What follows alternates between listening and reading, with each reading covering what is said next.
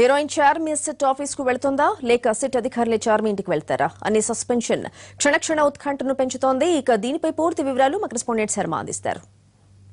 Heroine Charmi excise కార్యాలయానికి వెళ్తుందా లేదంటే సిట్ అధికారులే ఆమె దగ్గరికి వెళ్తారా? ఈ సస్పెన్స్ ఇంకా కొనసాగుతోంది. హైకోర్టు మెట్లెక్కిన చార్మి పిటిషన్ వాదనలు పూర్తయ్యాయి. మధ్యాహ్నం 2:30కు దీనిపైన కోర్టు తీర్పు ఇవ్వబోతోంది. ఈ అంశానికి సంబంధించి చార్మి లాయర్ విష్ణువర్ధన్ రెడ్డితో మాట్లాడదాం. మీరు పేర్కొన్నటువంటి అంశాలేంటి? అంటే మేమేం పేర్కొన్నామంటే నిన్న ఏదైతే పిటిషన్లో చెప్పామో మళ్ళీ ఒకసారి కోర్టు వారికి ఓరల్గా సబ్మిషన్ చేయడం జరిగింది. ఏంటంటే ఇది కాన్స్టిట్యూషనల్ రైట్స్కి సంబంధించింది. ఇది చార్మి గారికి సంబంధించింది, లేకపోతే ఇంకొక సినిమా డైరెక్టర్, ఇంకో సినిమా యాక్టర్ కాదు. ఏదైనా ఒక వ్యక్తిని ఒక విట్నెస్గా కానీ, సస్పెక్ట్గా కానీ, అక్యూజ్డ్గా పిలిచినప్పుడు కొన్ని విలువైనటువంటి రాజ్యాంగ హక్కులు మనకు రాజ్యాంగం ప్రసాదించింది. ఇవాళ ఏంటంటే where there is a power, there is a misuse of power. So మేము we are not talking anything against excise officials. We expect వాళ్ళు చట్టాన్ని ఫాలో అవుతారని మేము అనుకుంటున్నాం. ఆమె కూడా she's ready to cooperate with the investigation agency. She's also law abiding citizen. కాకపోతే ఏంటంటే రాజ్యాంగం ముందు కోర్టుకు అప్రోచ్ అయితే కొంత ఏంటంటే కోర్టు కూడా టేకింగ్ ఇంటూ కన్సిడరేషన్ మిగతా వాళ్ళ దగ్గర కొంత బ్లడ్ శాంపుల్ తీసుకున్నారని మీ ప్రెస్ రిపోర్ట్ చేసింది మీడియా. సో దాని ప్రకారం ఏంటంటే షీఈ్ అండర్ అప్రహెన్షన్. నా దగ్గర కూడా తీసుకోవచ్చేమో. కంపల్డ్ టెస్ట్ మనీ తీసుకుంటే ఒక్కసారి కంపల్డ్ టెస్ట్ మనీ తీసుకున్నాక her right cannot be recovered. So once right is infringed, ఆమె యొక్క హక్కుకు అకున్ సబర్వాల్ చాలా స్పష్టంగా చెప్పారు.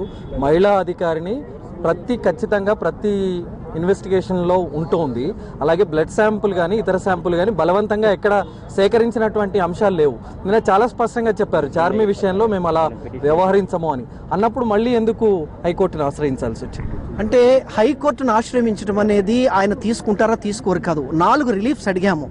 ఒకటి ఏంటంటే ఆడ్ అవర్స్లో కూడా ఎగ్జామినేషన్ చేయొద్దు. She's a woman. Media is reporting that up to 10 వరకు, 11 వరకు, 12 వరకు కూడా చేస్తున్నారు. మీరే లైవ్లన్నీ కూడా చూస్తున్నాం. Being I'm also citizen of Hyderabad, resident of Hyderabad అన్ని కూడా చూస్తున్నాం. కాబట్టి సో రేపు ఆమెను కూడా ఆడ్ అవర్స్లో చేయొద్దు అనేటువంటిది మా భావన. Because she's a unmarried woman and alone in Hyderabad. So ఖచ్చితంగా ఆమెను లా ఏజెన్సీస్ ప్రొటెక్ట్ చేయాలంటే రాజ్యాంగం ప్రకారం ఇచ్చినటువంటి హక్కుల్ని ఆమె she has to protect her self. So మీరే చెప్పండి ప్లేస్, అక్కడికి మేము వస్తామని వాళ్ళు చెప్తున్నారు కదా. ప్లేస్ అనేటువంటిది she will take decision. I cannot say will take. మేము నిర్ణయం తీసుకోవాలంటే ముందు హైకోర్టు వారు ఏం జడ్జిమెంట్ ఇస్తారో చూసి దాని ప్రకారంగా చాయిస్ అందులో నోటీస్లో స్పష్టంగా చెప్పారు. మీ దగ్గరకు రమ్మంటారా, మీ ప్లేస్ చాయిస్ ఆఫ్ ఆప్షన్, మిమ్మల్ని ఎగ్జామిన్ చేయాలనుకుంటామన్నారు. ఈవినింగ్ వరకు విల్ ఇంటిమేట్ ఎక్కడ ప్లేస్ అనేటువంటిది ఇంటిమేట్ చేస్తాం. Because she's also of course the celebrity.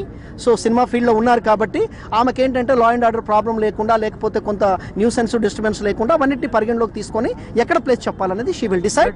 Blood sample ఇతర శాంపుల్స్ విషయంలో కూడా చాలా స్పష్టంగా చెప్పారు. నిన్న నవదీప్ను కూడా అతను రిజెక్ట్ చేస్తే, డినై చేస్తే అతని దగ్గర నుంచి కూడా తీసుకోలేదు. నవదీపు అనేటువంటి ఆయన ఇవ్వలేదని నేను మీడియాలో విన్నాను. కాకపోతే మేము నిన్ననే పిటిషన్ వేసాము. ఆల్రెడీ మీడియా మార్నింగ్ నుంచి రిపోర్ట్ చేసింది. మేము పిటిషన్ వేయటం వల్ల కూడా కొంత అవేర్నెస్ అనేటువంటిది కూడా ఉంటుంది. ఎందుకంటే అందరూ లేమెన్, అందరూ కూడా లామెన్ కాదు. లేమెన్కి ఏంటంటే వాళ్ళ హైకోర్టు కూడా మనం అప్రోచ్ కావచ్చు. అంటే జనరల్గా మనకి ఈ రకమైన హక్కులు ఉన్నాయి, లేదంటే పోలీసు వాళ్ళు ప్రెజర్ చేస్తే తీసుకో. ఈ కేసు కాదు, జనరల్ కేసులో పోలీసు వాళ్ళు ఏంటంటే విట్నెసెస్ జనరల్గా కొన్ని సందర్భాల్లో ప్రెషరైజ్ చేసి స్టేట్మెంట్ తీసుకొని ముందు అరెస్ట్ చూపిస్తారు. సో అది అవాయిడ్ చేయాలంటే ముందు ఫ్యాక్ట్ అనేటువంటిది కరెక్ట్ ఇన్వెస్టిగేట్ చేయాలి. ఫ్యాక్ట్ కరెక్ట్ ఇన్వెస్టిగేట్ చేయాలంటే ముఖ్యంగా అక్కడ ఒక అట్మాస్ఫియర్ ఉండాలి. ఆమె వాళ్ళ మీద బలవంతం చేయొద్దు. బలవంతం చేసి తీసుకున్నటువంటి సాక్ష్యం ఏదైనా కానివ్వండి, బ్లడ్ కానివ్వండి, నెయిల్ కానివ్వండి, ఇటువంటిది ఒక వ్యక్తి దగ్గర నుంచి తీసుకొని ఆ వ్యక్తికే వ్యతిరేకంగా అప్లై చేస్తే it is right against self incrimination. అంతా మొత్తం వీడియో రికార్డింగ్ జరుగుతోంది కదా. ఖచ్చితంగా జరగాలని కూడా మేము కోర్టుకు చెప్పాము. ఖచ్చితంగా చేస్తారు audio recording and video recording. మీరు ఎందుకు ఉండాలనుకుంటున్నారు? ఎందుకంటే మేమేం చెప్పామంటే వీ అండర్టేక్, మేము ఇన్వెస్టిగేషన్ లో ఇంటర్ఫేర్ కాము. మేము కూడా will be the spectators. If any rights are infringed, హక్కులకు ఏదైనా భంగం కలిగితే ఖచ్చితంగా will bring to the notice of the honourable court. Okay, మధ్యాహ్నం 2:30కు తీర్పు వస్తుంది. మధ్యాహ్నం 2:30కి జడ్జి గారు తీర్పు వాయిదా వేశారు. ఏమనేటటువంటి చూసాం. డ్రగ్స్ కేసులో ఆర్ట్ డైరెక్టర్ చిన్నాను ప్రశ్నిస్తున్నారు సిట్ అధికారులు. 10 గంటలకు చిన్న ఎక్సైజ్ కార్యాలయానికి చేరుకున్నారు. కెల్విన్ కాల్ డేటా ఆధారంగా సినీ ప్రముఖులకు నోటీసులు ఇచ్చిన సిట్ అధికారులు ఒక్కొక్కరుగా అందరినీ ప్రశ్నిస్తున్నారు. తొలి రోజు డైరెక్టర్ పూరి జగన్నాథ్ తో మొదలైన విచారణ ఇంకా కొనసాగుతోంది. నిన్న నవదీప్ ను సుదీర్ఘంగా ప్రశ్నించారు. అరగంట నుంచి ఆర్ట్ డైరెక్టర్ చిన్న విచారణ జరుగుతోంది. చిన్న పూరి జగన్నాథ్ కు సన్నిహితుడు. డ్రగ్ రాకెట్ తో సంబంధాలపై ఇతన్ని సిట్ అధికారులు విచారిస్తున్నారు. సినీ ఇండస్ట్రీలో ఎవరెవరు డ్రగ్స్ తీసుకుంటారు, వీరికి డ్రగ్స్ ఎక్కడి నుంచి అందుతున్నాయి, అంతా ఎక్కడ కలుస్తారు, ఎన్ని రోజులకోసారి డ్రగ్స్ తీసుకుంటారు అనే విషయాలు రాబడుతున్నారు. ఇప్పటికే 5 రోజులుగా సాగుతున్న విచారణలో చాలా విషయాలు సేకరించారు అధికారులు.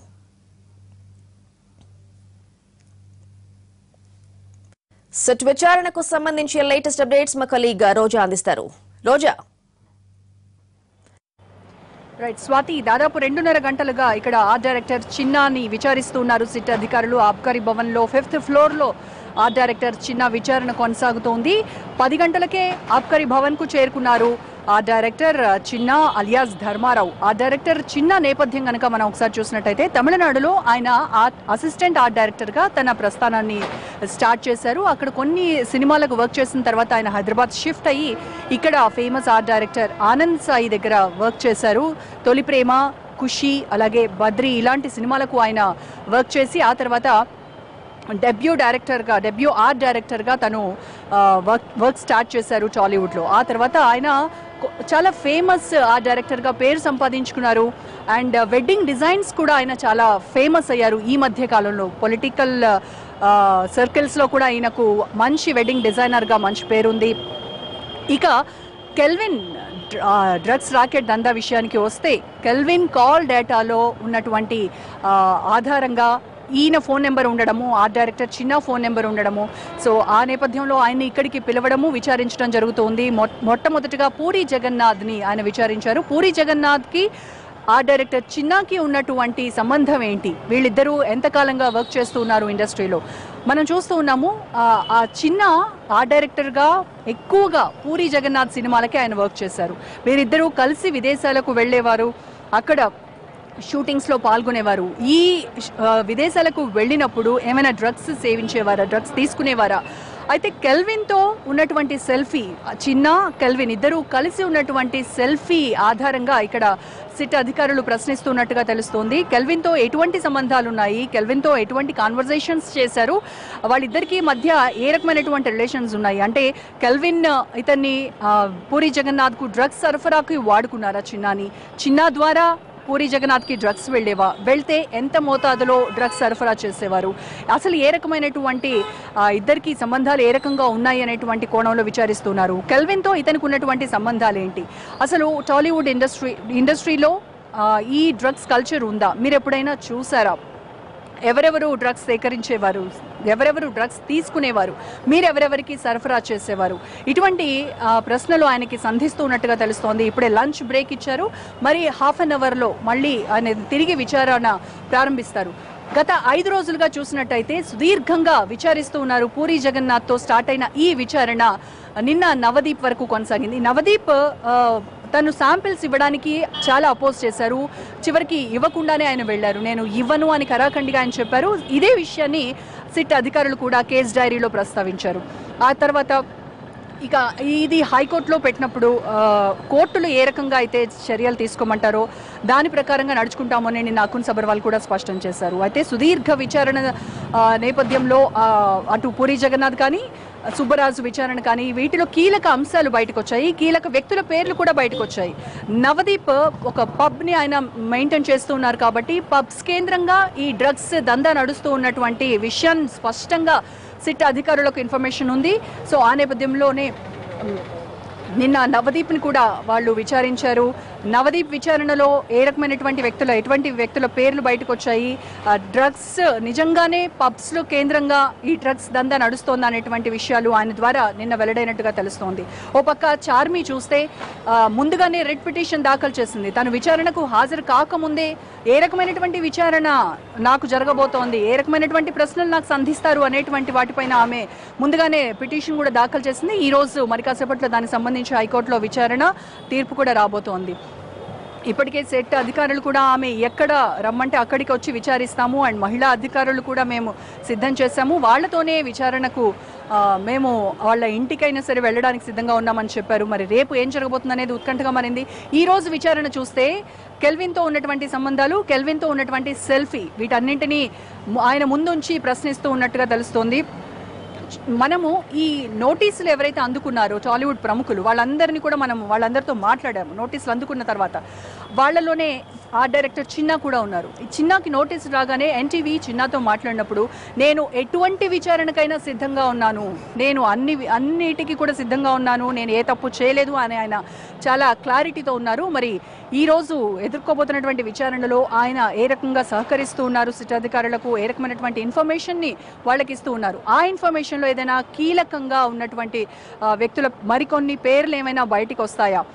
అండ్ ఇప్పటి వరకు జరిగినటువంటి విచారణలో వ్యక్తులు ఎవరైతే వేరే వాళ్ళ టాలీవుడ్లో ఇండస్ట్రీలో ప్రముఖంగా వినపడుతున్నటువంటి హీరో కావచ్చు, హీరోయిన్లు కావచ్చు, డైరెక్టర్లు కావచ్చు, వివిధ విభాగాలకు చెందినటువంటి టాలీవుడ్ ప్రముఖుల పేర్లు కూడా బయటకు వచ్చాయి. మరి వాళ్ళకు కూడా సిట్ అధికారులు నోటీసులు జారీ చేస్తారా, వాళ్ళని కూడా విచారణకు పిలుస్తారా అనేది మాత్రం చాలా ఉత్కంఠగా మారింది. అండ్ ఇప్పటి వరకు ఇటు టాలీవుడ్ సంబంధించినటువంటి ప్రముఖులు కావచ్చు, ఇటు పొలిటికల్ వ్యక్తులు కావచ్చు, వీళ్ళందరూ కూడాను విచారణ కేవలం టాలీవుడ్నే ఎందుకు టార్గెట్గా చేసుకున్నారు? మీరు ఇప్పటి వరకు 7 కేసుల్లో 19 మందిని అరెస్ట్ చేశారు, 27 మందిని విచారించారు. 27 మందిలో ఇప్పుడు విచారిస్తున్న వాళ్ళ పేర్లు మాత్రమే ఎందుకు బయటకు వచ్చాయి? మిగతా 27 మంది మిగతా వాళ్ళ సంగతి ఏంటి? వాళ్ళ పేర్లు ఎందుకు చెప్పట్లేదు? చాలా పారదర్శకంగా ఉండాలి ఈ విచారణ అని వాళ్ళు కూడా డిమాండ్ చేస్తున్నారు. అయితే అకున్ సబర్వాల్ మాత్రం చాలా క్లారిటీతో ఆయన నిన్న కూడా ఒక మాట చెప్పారు. ఇందులో మైనర్లు ఉన్నారు, స్టూడెంట్స్ పేర్లు ఎట్టి పరిస్థితుల్లో కూడాను వాళ్ళ భవిష్యత్తు దృష్టిలో పెట్టుకొని ఈ పేర్లు మాత్రం ఎట్టి పరిస్థితుల్లోనూ రివీల్ చేయము అని చెప్తున్నారు. ఎవరైతే పేరెంట్స్ వాళ్ళు కొంత విల్లింగ్గా ఉన్నారో వాళ్ళని మాత్రము ఆఫీస్కి పిలిచి మాట్లాడతాము, కౌన్సిలింగ్ ఇచ్చి పంపేస్తాము అని చెప్తూ ఉన్నారు. పేర్లు మాత్రం ఎట్టి పరిస్థితుల్లో బయటికి చెప్పమంటున్నారు. అండ్ ఇప్పుడు చూసినట్టయితే పూరి జగన్నాథ్తో ఏ రకమైనటువంటి రిలేషన్స్ ఉన్నాయి, కెల్విన్తో ఏ రకమైనటువంటి రిలేషన్స్ ఉన్నాయి, డ్రగ్స్కి సంబంధించి, సరఫరాకు సంబంధించి, వాడకానికి సంబంధించి ఏ రకమైనటువంటి ఇన్ఫర్మేషన్ ఇస్తూ ఉన్నారు లోపల ఆర్ట్ డైరెక్టర్ చిన్నా అనేది చాలా ఉత్కంఠగా మారింది. మరి ఇంకా కీలకమైనటువంటి వ్యక్తుల పేర్లు ఏమైనా బయటికి వస్తాయా, దీంట్లో వాళ్ళకి నోటీసులు జారీ చేస్తారా అనేది మనము వేచి చూడాలి. Over to Swathi. Right Roja, thank you. ఇక 6 లోక్సభ ఎంపీల సస్పెన్షన్ పై కాంగ్రెస్ పార్టీ పార్లమెంట్ ఆవరణలో నిరసనకు దిగింది. గాంధీ విగ్రహం దగ్గర కాంగ్రెస్ ఎంపీలు ఆందోళనకు దిగారు. తమ ఎంపీల్ని అన్యాయంగా సస్పెండ్ చేశారని, సస్పెన్షన్ ను వెనక్కి తీసుకోవాలని డిమాండ్ చేశారు. బీజేపీ ప్రతిపక్షంలో ఉన్నప్పుడు ఇంతకంటే ఎక్కువ గొడవే చేశారని గుర్తు చేశారు కాంగ్రెస్ నేతలు. కాంగ్రెస్ ఉపాధ్యక్షుడు రాహుల్ గాంధీ కూడా నిరసనలో పాల్గొన్నారు.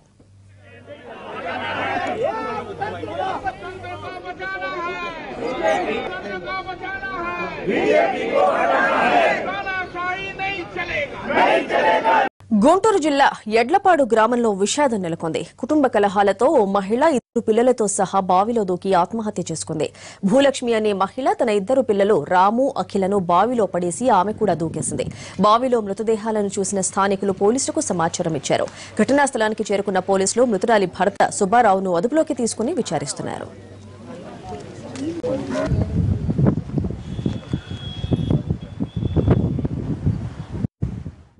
పైపల్లె ఎస్సీ కాలనీలో ఈ అమ్మాయికి సుమారు 6 సంవత్సరాల క్రితం సుబ్బారావు అనే అతనితో వివాహం అయింది. ఆ అమ్మాయికి ఒక 2 పిల్లలు, మరి 4 సంవత్సరాలు 2 సంవత్సరాలు. రాత్రి సుమారు 1 గంట తర్వాత పిల్లల్ని తీసుకుని వచ్చి ఈ యొక్క నేలబావిలో పడి ఆ పిల్లల్ని చంపి ఆమె కూడా సూసైడ్ చేసుకున్నట్టుగా ప్రాథమికంగా తెలుస్తూ ఉంది. వాళ్ళ బంధువులు వచ్చిన తర్వాత మరి కేసు రిజిస్టర్ చేస్తున్నాం, దర్యాప్తు చేస్తాం. మరి దర్యాప్తులో ఆ అమ్మాయికి ఉన్నటువంటి బాధలు ఏంటో తెలుసుకున్న తర్వాత సరైనటువంటి యాక్షన్ తీసుకుంటాం. చిత్తూరు జిల్లా పలమనేరులో 2 రోజుల క్రితం ఏనుగుల దాడిలో చనిపోయిన చిన్న కుటుంబాన్ని పరామర్శించారు మంత్రి అమర్నాథ్ రెడ్డి. బాధిత కుటుంబానికి 5 లక్షల ఎక్స్గ్రేషియా, కుటుంబంలో ఒకరికి ఉద్యోగం కల్పిస్తామన్నారు మంత్రి. అనంతరం నూనెవారిపల్లి అటవీ ప్రాంతంలో ఏనుగులు రాకుండా తవ్వుతున్న కాలువ పనులను పరిశీలించారు అమర్నాథ్ రెడ్డి.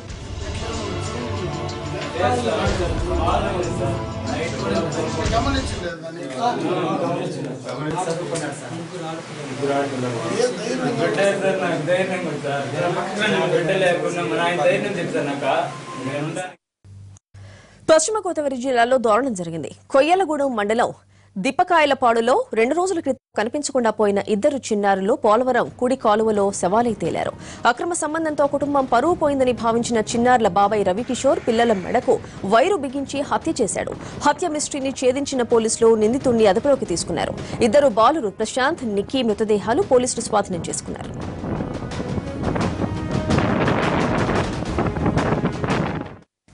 తిరుమలలో మరో చిన్నారి కిడ్నాప్ కు గురైంది. యాత్రికుల వసతి సముదాయం 4 దగ్గర 7 ఏళ్ల బాలిక గుర్తు తెలియని మహిళ అపహరించుకుని వెళ్లింది. బాలిక కనిపించకపోవడంతో తల్లిదండ్రులు పోలీసులను ఆశ్రయించారు. సీసీటీవీ ఫుటేజ్ ద్వారా బాలిక కిడ్నాప్ అయిందని గుర్తించిన పోలీసులు సర్చ్ ఆపరేషన్ మొదలుపెట్టారు. కొద్ది రోజుల క్రితం తిరుమలలో కిడ్నాప్ అయిన బాలుని సేఫ్ గా తల్లిదండ్రుల దగ్గరకు చేర్చిన ఖాకీలు ఈసారి ఏం చేస్తారన్నది చూడాలి.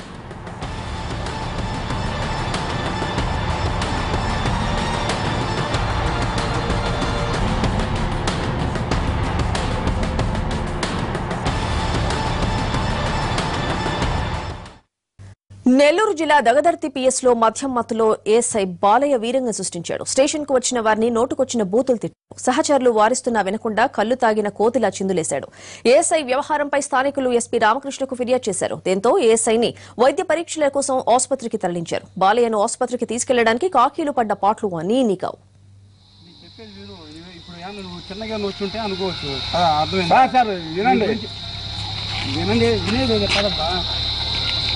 సార్ వినండి, వినండి.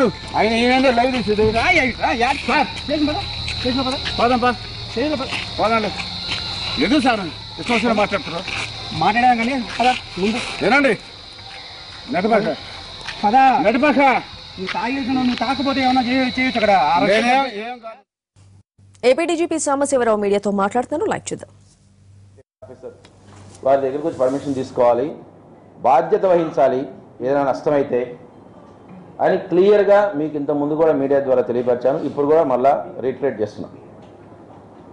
So we cannot go against the guide lines of the honourable supreme court. ఒక పక్కన డ్యామేజీ 60-70 కోట్ల డ్యామేజీ గత సంవత్సరమే జరిగినప్పుడు మేము మరలా ఏమి కాలేదులే అని చెప్పని అడగకపోయినా పర్మిషన్ ఇవ్వడం అనేది కరెక్ట్ కాదు, సబబు కాదు. కాబట్టి అందరూ పిలుపునిచ్చి పాదయాత్రకు రమ్మని ఎవరికైతే పిలిపించారో అందరూ కూడా తెలుసుకోవాల్సింది ఏంటంటే ఈ యాత్రకు పర్మిషన్ లేదు. దయచేసి మీరు ఆనరబుల్ సుప్రీంకోర్టు గైడ్లైన్స్ కూడా ఫాలో అవ్వండి. ఎవరు ఫాలో అవ్వకపోయినా అది లాకి, చట్టానికి వ్యతిరేకం అవుతుంది. Which is not correct. తర్వాత ఈ సందర్భంగా సొసైటీలో కొంత డిస్టర్బెన్స్ తీసుకురావాలని కొంతమంది నాయకులు అదే రోజున అంటే 26 అంటే రేపే 26 జూలైనే అన్ని పోలీస్ స్టేషన్స్కి లే సీజ్ అనే కార్యక్రమం ఇచ్చారు. ఏదో కారణం పెట్టి ఈ లే సీజ్ అనే కార్యక్రమం అంటే 26నే పోలీస్ స్టేషన్లు అందరూ బిజీగా ఉంటారు. మనం ఏదో చేయొచ్చు, మన వంతు మన డ్యామేజో లేకపోతే ఏదో ఒక peace order related problem create చేయొచ్చు అన్న ఉద్దేశంతో 26న కొంతమంది లే సీజ్ కార్యక్రమం ఇచ్చారు. మేము వీటికేమీ భయపడేది లేదు, వెనక్కి దగ్గర అసలు లేదు. మా ప్రాపర్టీస్ నెట్ ప్రొటెక్ట్ చేసారో మాకు తెలుసు. I'm appealing to all the people through media, ముఖ్యంగా కాపు యువతకి అదేవిధంగా దళిత యువతకి కూడా సోదరులకు కూడా చెప్తున్నాను, ఇది కరెక్ట్ కాదు. కాల్ ఇస్తుంటారు కానీ ఇచ్చినప్పుడు ఒక కాజ్ ఉండాలి, దానికి ఒక పద్ధతి ఉండాలి. సెక్షన్ 30 ఇండియన్ పోలీస్ యాక్ట్ ప్రకారం 144 సిఆర్పిసి ప్రకారం కొన్ని ప్రోబిటరీ ఆర్డర్స్ ప్రొమల్గేట్ చేసినప్పుడు అందరూ దాన్ని ఫాలో అవ్వాల్సిన బాధ్యత ఉంది. There are many court directions where law and order అనేటువంటిది డొమైన్ నాలెడ్జ్ పోలీసుకి కాబట్టి వాళ్ళు ఏం చెప్తారో చేయాలని చెప్పాను. కాబట్టి వితండంగా మేము వ్యతిరేకంగా పోతాము అని ముందుకు వస్తే పర్యవసానాలు చట్ట ప్రకారం చాలా తీవ్రంగా ఉంటాయి. అందుకని అందరినీ కూడా రిక్వెస్ట్ చేస్తున్నాను not to follow the appeal given by the leaders regarding padayatra and also లే సీజ్ ప్రోగ్రామ్స్ టుమారో. జనరల్గా ఏం చేస్తారంటే కాల్ ఇస్తారు, రమ్మని చెప్తారు. మీరు తునిలో కూడా చూశారు, కొంతమంది సంఘ వ్యతిరేక శక్తులు ఆ కాంగ్రిగేషన్లో చేరతారు. ట్రైన్ తగలబెట్టడం, బస్సులు తగలబెట్టడం, పోలీస్ స్టేషన్లు తగలబెట్టడం, ఇది ఒక పెద్ద ఆనవాయితీగా తయారైపోతే ఇక చట్టాన్ని వాళ్ళ చేతుల్లోకి వాళ్ళే తీసుకోవాలనుకుంటే it's not going to be tolerated. ఒకసారి 2 సార్లు అని కాదు, ఏదైనా కేసే. దాన్ని ఇన్వెస్టిగేట్ చేస్తారు, ఇన్వెస్టిగేట్ చేసి తగిన చర్యలు తీసుకుంటారు. సిఐడి కూడా ఇన్వెస్టిగేట్ చేసి కంప్లీట్ చేశారు. సో కొంతమంది ఎవరైతే గుర్తించబడినటువంటి నేరస్తులు ఉంటారో వారి మీద చర్యలు కూడా తీసుకుంటాం. ఈ విధంగా ఒక మీటింగ్ అనో ఒక యాత్రనో చెప్పి 1993-94లో కూడా ఇదే జరిగింది. ఎక్కడ పడితే అక్కడ ఆర్టీసీ బస్సులు, ఎక్కడ పడితే అక్కడ ఎండిఓ ఆఫీసులు, ఎక్కడ పడితే అక్కడ ఎంఆర్ఓ ఆఫీసులు తగలబెట్టి ఒక సర్కిల్ ఇన్స్పెక్టరు వెపన్ కూడా లాక్కున్నారు. ఇప్పటివరకు అది రికవరీ కూడా కాలేదు. సో ఒక సమాజంలో చట్టం అనేటువంటి దానికి గౌరవం లేకపోతే, విచ్చలవిడితనం కనుక ప్రబలి ఎక్కువైపోతే అందరికీ నష్టం, మాకే కాదు సొసైటీలో ప్రతి వ్యక్తికి నష్టం, మీకు నష్టం. So I'm requesting all the youth not to pay attention to what their appeal is, so stay away from all such violent incidents.